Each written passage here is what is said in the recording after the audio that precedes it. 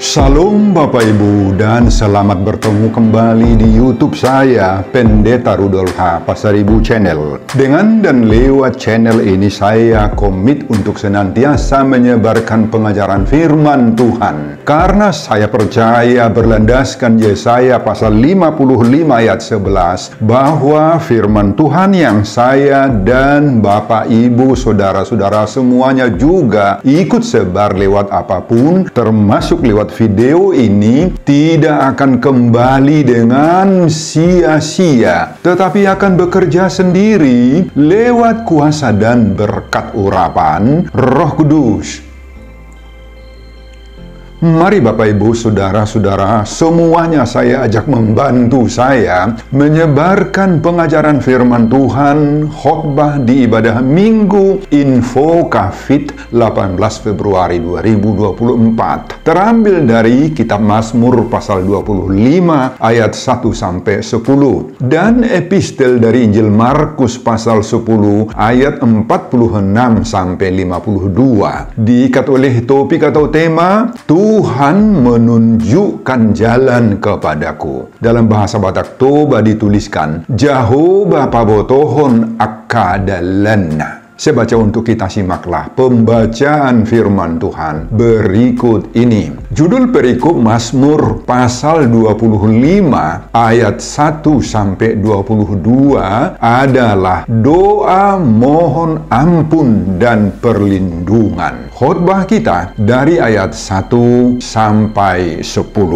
Dari Daud, kepadamu ya Tuhan, kuangkat jiwaku. Allahku, kepadamu aku percaya. Janganlah kiranya aku mendapat malu. Janganlah musuh-musuhku beria-ria atas aku. Ya, semua orang yang menantikan engkau takkan mendapat malu. Yang mendapat malu ialah mereka yang berbuat khianat dengan tidak ada alasannya. Beritahukanlah jalan-jalanmu kepadaku ya Tuhan. Tunjukkanlah itu kepadaku. Bawalah aku berjalan dalam kebenaran-Mu dan ajarlah aku, sebab Engkaulah Allah yang menyelamatkan aku. Engkau ku nanti-nantikan sepanjang hari. Ingatlah segala rahmat-Mu dan kasih setia-Mu ya Tuhan, sebab semuanya itu sudah ada sejak purbakala. Dosa-dosaku pada waktu muda dan pelanggaran-pelanggaranku janganlah Kau ingat, tetapi ingatlah kepadaku sesuai dengan kasih setia-Mu oleh karena kebaikan-Mu ya Tuhan.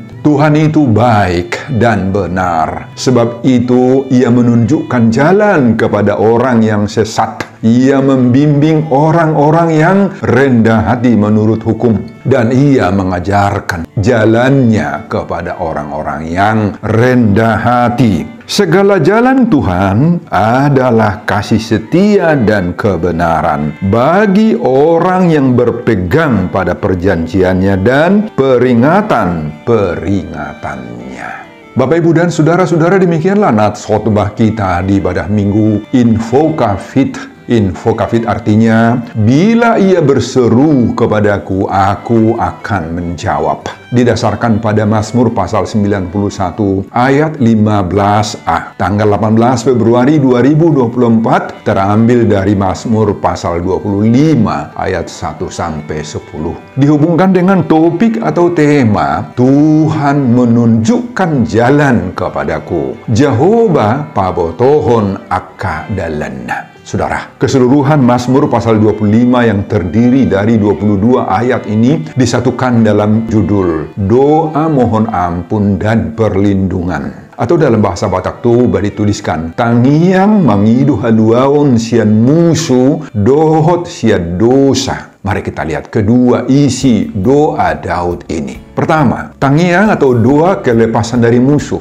Musuh begitu banyak mengelilingi hidup Daud, bahkan mencoba menghabisinya. Musuh-musuh inilah yang senantiasa silih berganti menindih hidupnya sehingga menghilangkan damai, sejahtera, dan sukacitanya. Pada ayat 2c ditulis, "Janganlah musuh-musuhku beria-ria atas aku." Saudara, siapa musuh yang dihadapi oleh Daud?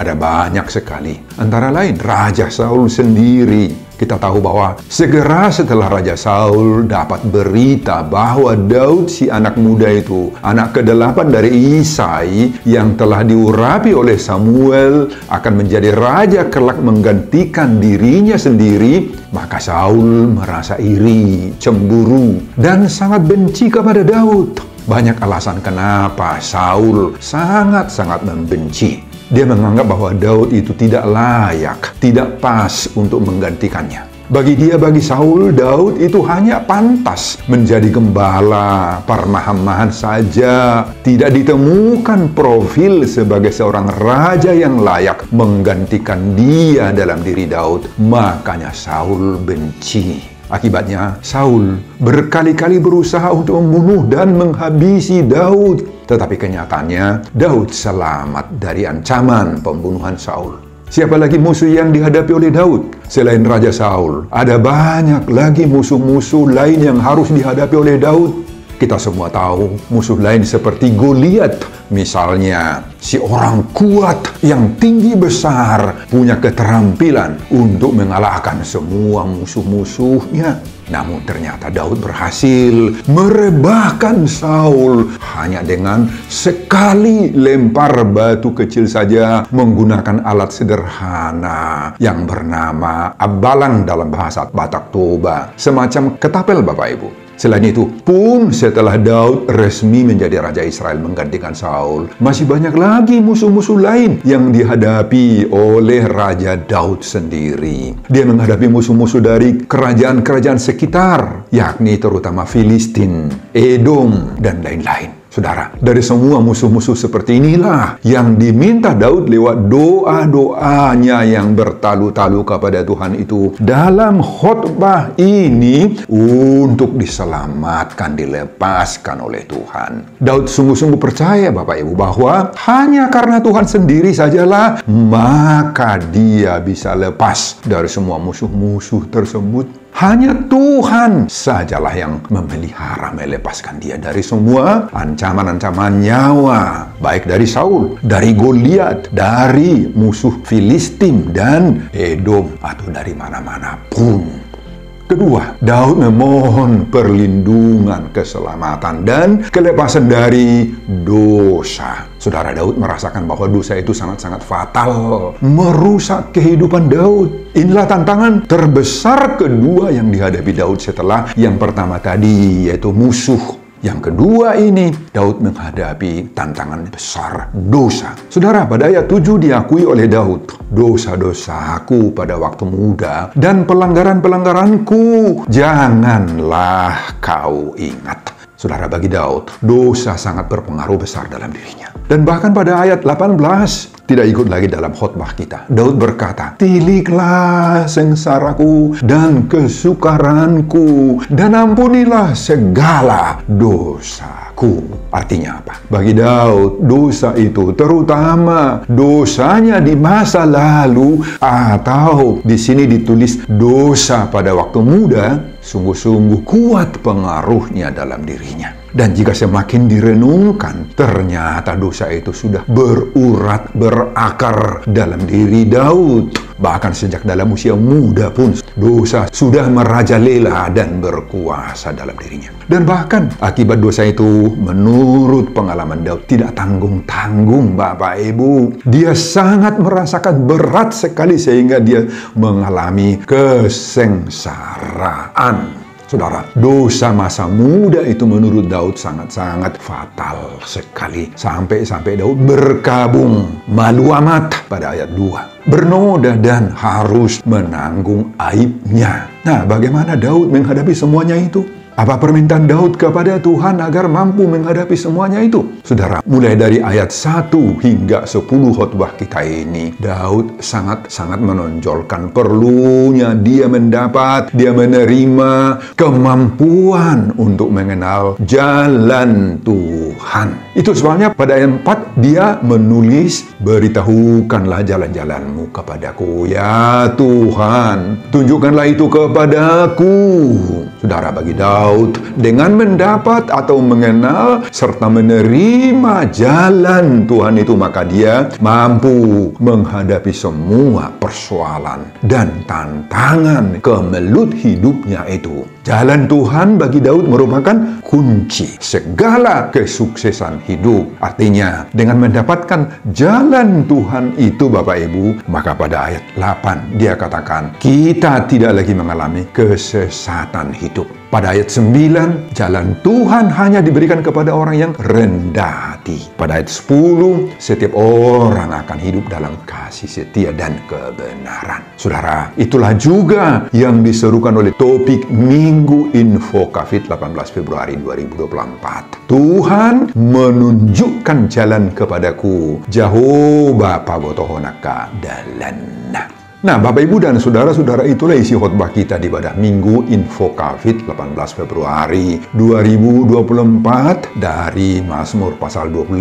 ayat 1 sampai 10 dihubungkan dengan topik Tuhan menunjukkan jalan kepadaku, Jehovah pabotohonaka dalanna. Apa pengajaran Tuhan bagi kita lewat khotbah ini, Bapak Ibu? Pengajaran pertama, siapa musuh kita? Bagaimana kita menghadapi semua musuh-musuh itu? Saudara, jika Daud sungguh-sungguh berserah diri kepada kuasa Tuhan, bersandar sepenuhnya kepada pemeliharaan dan perlindungan Allah ketika menghadapi berbagai-bagai serangan musuh. Nah, bagaimana dengan kita? Bagaimana dengan Bapak Ibu dan Saudara-saudara? Apakah kita, Bapak Ibu dan Saudara-saudara, juga menghadapi musuh? Wah, tentu saja iya. Siapa musuh kita? Apa dan dari mana musuh-musuh kita itu datang? Saudara, kalau kita mengatakan musuh di sini, maka yang kita maksudkan dengan musuh itu adalah orang-orang yang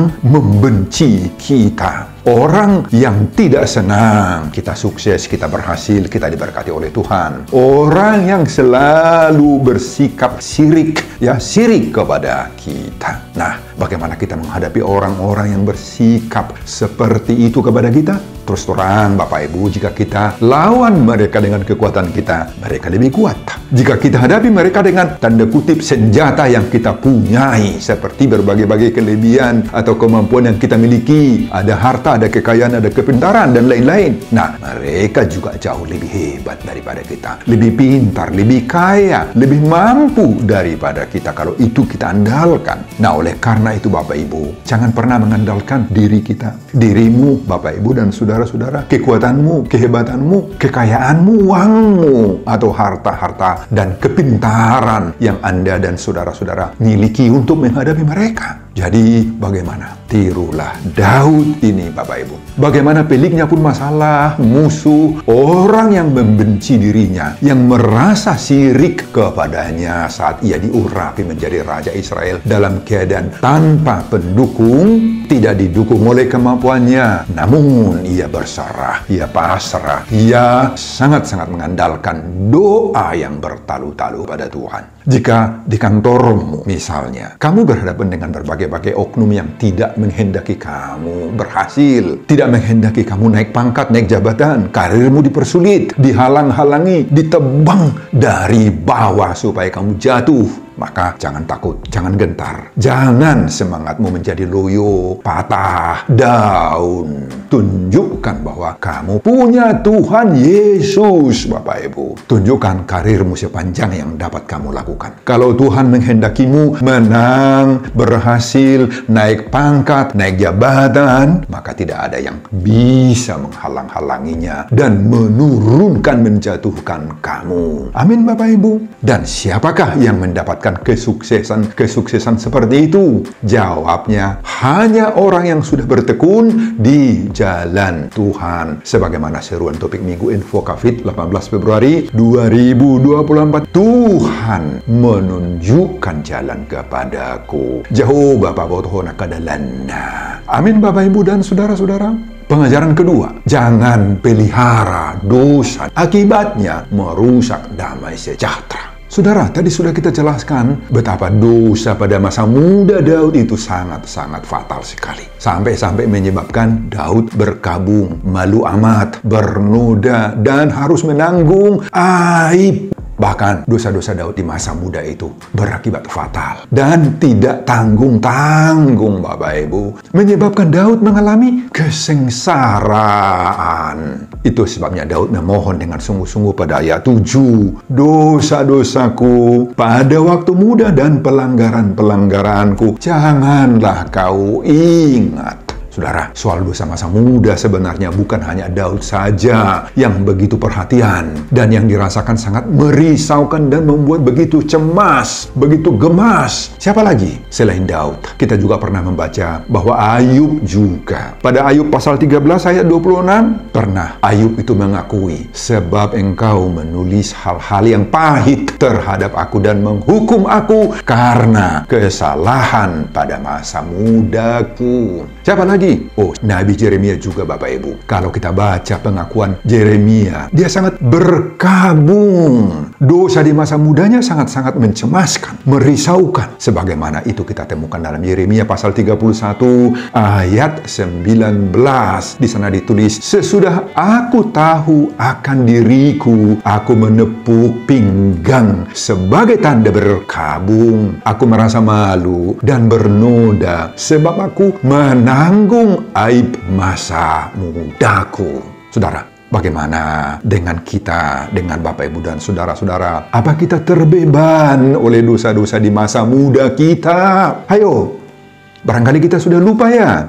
Dak taingok bera, aka dosa ni haposoni ate, terutama bagi kita yang sudah usia tua. Saudara, bagaimana bentuk dosa masa muda, dosa haposon kita dahulu itu? Sekedar untuk mengingatkan saja Bapak Ibu. Maka di masa muda kita dahulu banyak terjadi dalam sikap-sikap. Dalam bahasa Batak Toba itu kita sebut ajang di parrohaon. Itu mengandung arti merasa enteng dalam semua hal. Neang, ringan dalam segala atau dalam semua hal. Merasa neang. Sikap lain di masa muda, kita sering gak takut sama Tuhan, gak takut sama orang tua, gak takut sama guru-guru kita, gak bertanggung jawab dalam tugas-tugas yang diserahkan kepada kita. Dan juga sering kita merasa berdosa, tetapi kita acuh kepada dosa kita. Sering mengucapkan kata-kata kotor, dan juga sangat mengabaikan, melalaikan ibadah, doa, persekutuan dengan Tuhan, dan sebagainya. Saudara, pengalaman Daud ini menyadarkan kita bahwa segala wujud dan praktek dosa yang belum diselesaikan di hadapan Tuhan, baik di masa muda maupun di saat sekarang, di saat ini, Bapak Ibu, semua itu akan pasti berakibat sangat-sangat fatal, menjadikan kita terbeban, lesu, tidak bersemangat. Kita akan kehilangan damai sejahtera, sukacita, bahkan kita mengalami seperti Daud ini, sengsara sampai merusak hingga ke sumsum tulang-tulang. Itu pengakuan Daud di Mazmur pasal 32 ayat 1-3. Itu sebabnya pengalaman Daud pada khotbah ini mengingatkan kita, mari sesegera mungkin kita memohon pengampunan dosa-dosa kita dari Tuhan, Bapak Ibu. Dosa-dosa yang belum dibereskan di hadapan Tuhan itu akan menjadikan kita musuh Tuhan. Tuhan akan merasa satabi jijik melihat kita. Nah, bereskan itu Bapak Ibu semuanya. Tuhan pasti tidak berkenan atas apapun yang kita lakukan, terutama dalam hal-hal rohani, dalam hal-hal doa atau ibadah dan sebagainya. Amin Bapak Ibu dan saudara-saudara. Pengajaran yang ketiga, tetaplah hidup di jalan Tuhan. Saudara, apa jalan Tuhan itu? Kenapa Daud sebegitu butuh sekali menemukan jalan Tuhan itu? Dan ini juga menjadi pertanyaan buat kita. Apa saudara butuh untuk mengetahui, mengenali, menemukan jalan Tuhan?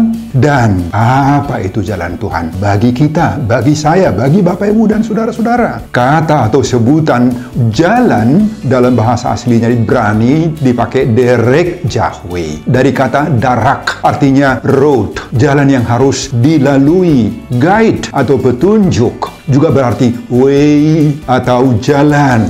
Way of life, cara hidup, atau juga way of thinking, cara berpikir.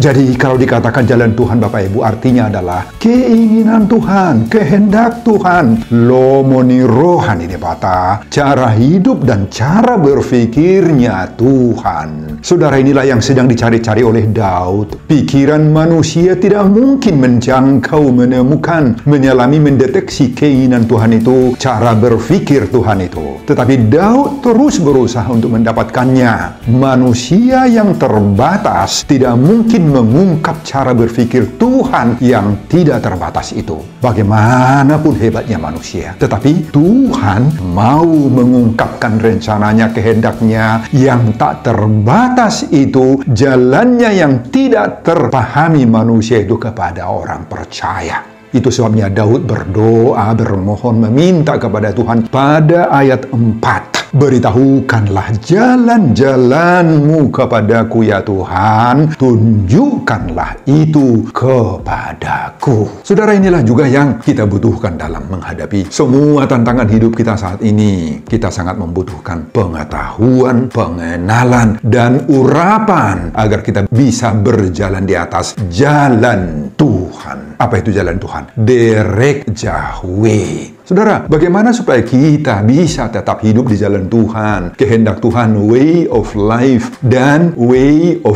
thinking daripada Tuhan itu? Bagaimana? Mazmur pasal 25 ini mulai dari ayat 1 Bapak Ibu membekali kita lewat khotbah ini agar kita bisa hidup di jalan Tuhan. Pada ayat 1 dikatakan, kepadamu ya Tuhan kuangkat jiwaku. Nah, kalau kita mau mendapatkan pengetahuan akan jalan Tuhan, angkatlah jiwamu kepada Tuhan. Artinya itu apa? Beri perhatianmu yang khusus, yang istimewa kepada kehendak daripada Tuhan. Pada ayat 2 dikatakan, Allahku, kepadamu aku percaya. Nah, ini cara yang kedua untuk mendapatkan jalan Tuhan. Itu way of life, way of thinking daripada Tuhan. Itu Bapak Ibu. Seperti ayat 2 ini, kepada Tuhan itu saja kita percaya. Jangan percaya yang lain, kekuatanmu, dirimu, kekuatan-kekuatan hebat di dunia ini. Jangan percayai kepada dukun-dukun. Jangan percaya kepada roh-roh jahat dan sebagainya. Jangan, kepada Tuhan. Pada ayat 3, Daud mengakui, semua orang yang menantikan engkau takkan mendapat malu. Nah, nantikan Tuhan. Paite debata. Tunggu Tuhan terlibat campur tangan di dalam seluruh kehidupan. Kemudian pada ayat 9, jalan Tuhan diberikan kepada orang yang rendah hati saja. Saudara, hanya orang yang rendah hati,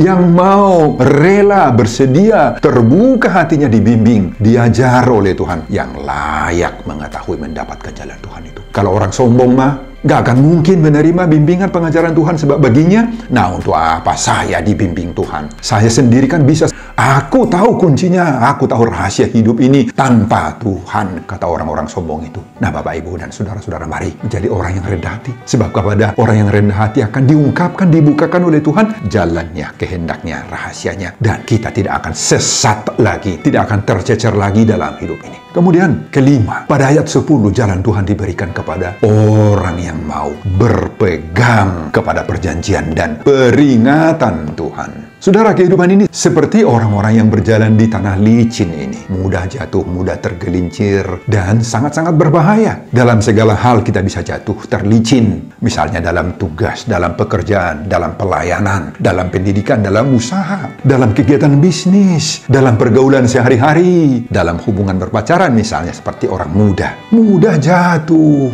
Lewat omongan bisa jatuh. Ucapan yang tidak terkendali, ceplas-ceplos, atau tindakan-tindakan yang tidak kita sadari. Lewat emosional kita yang tidak bisa kita kendalikan, kita bisa jatuh. Oleh karena itu kita butuh pegangan, tongkat kendali pengatur hidup. Dan satu-satunya pegangan agar kita bisa hidup dalam jalan Tuhan, kita harus bersedia dan berpegang kepada bimbingan Tuhan, kuasa Tuhan, hidup dalam firman-Nya. Kita tidak punya pegangan lain, termasuk berpegangan kepada pikiran kita, kemampuan atau otak akal budi kita. Semua itu lemah, licin itu Bapak Ibu. Dengan semuanya itu kita bisa tergelincir dan jatuh.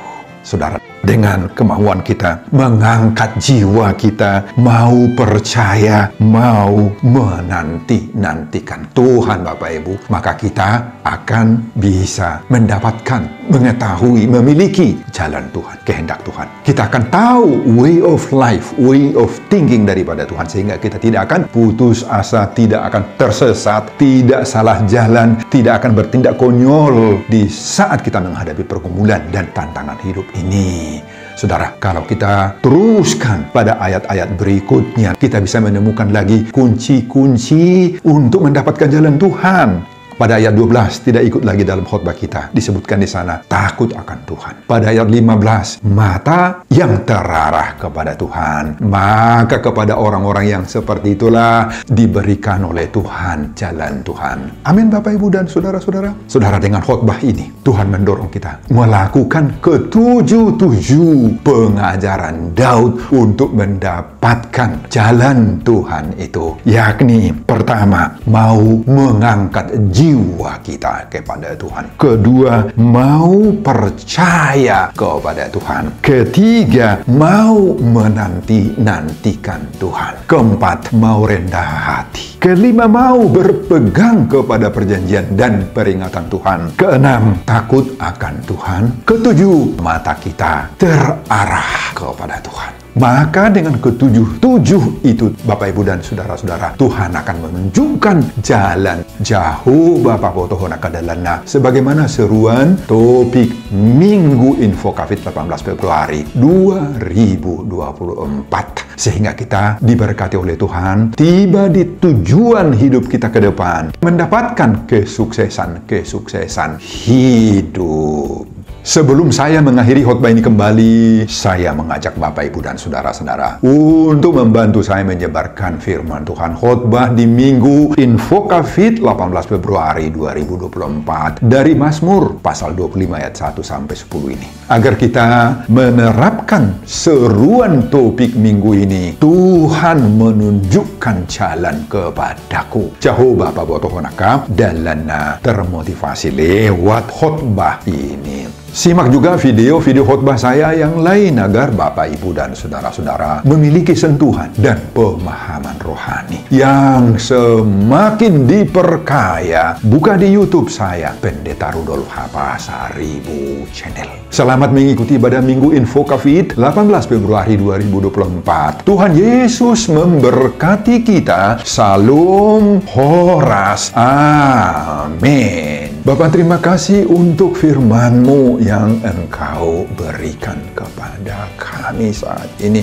Doa dari Daud ini memotivasi kami senantiasa berserah kepada Tuhan. Dan kami mau mendapatkan jalan-Mu. Kalau kami sudah mengetahui jalan-jalan Tuhan, kami tidak akan pernah sesat lagi dalam hidup ini. Kami akan mengetahui jalan mana yang harus kami tempuh. Tuhan kiranya memberikan kekuatan pada kami menjauhkan dan membereskan segala dosa-dosa. Berkati hamba-Mu Tuhan dalam mempersiapkan khotbah-khotbah berikutnya. Dan semuanya ini demi kemuliaan hormat nama Tuhan. Amin.